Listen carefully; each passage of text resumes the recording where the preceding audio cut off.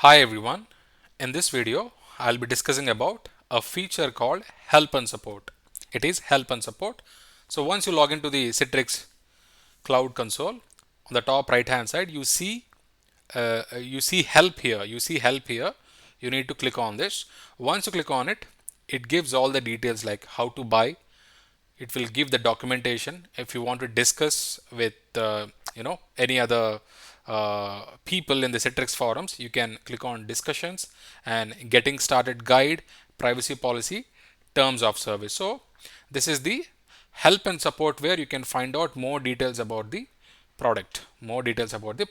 And also, once you are subscribed to some services, you will also get an option here to open a ticket with Citrix at any point in time. If you want to communicate with Citrix on any issue, you can create ticket from here, and also you will get an option called create a ticket. So you can directly click on create a ticket, and you can also create a ticket to contact Citrix. All right. So this is very helpful for someone who is new to Citrix Cloud Console. You can navigate to different options to find more details about the product. All right.